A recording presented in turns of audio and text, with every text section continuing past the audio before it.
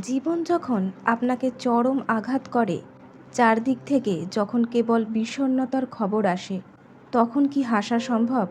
আচার্য প্রশান্ত বলছেন, সেই হাসিটাই হলো আসল জয়, যা কোনো কারণ ছাড়াই ভেতর থেকে আসে।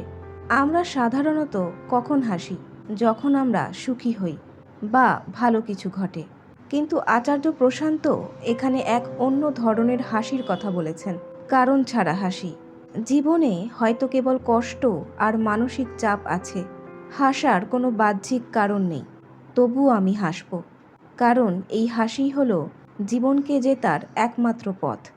এই পৃথিবীতে কেউ জিততে পারবে না, কেউ এখানে অমর নয়। এই লড়াইয়ে আমরা মারও খাবো আর একদিন মারাও যাব।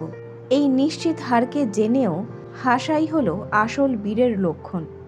জীবনের বিষণ্ণতার সামনে যখন আপনি বিনা কারণে হাসেন, তখন মৃত্যু বা কালও আপনার সামনে অসহায় হয়ে পড়ে।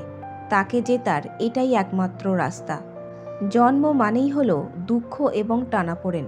এখানে আপনি পরিস্থিতিকে পুরোপুরি জিততে পারবেন না, কিন্তু আপনি নিজের হারের ওপর হেসে নিজের জিত ছিনিয়ে নিতে পারেন। এই হাসিই হলো আপনার আসল শক্তি। তাই জীবনের কঠিন পরিস্থিতিতেও নিজের হাসিটা হারাবেন না, কারণে নয়, অকারণেই হাসুন।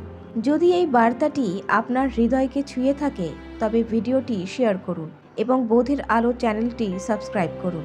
নিজের শক্তিকে চিনুন, সত্যের সাথে থাকুন। ধন্যবাদ।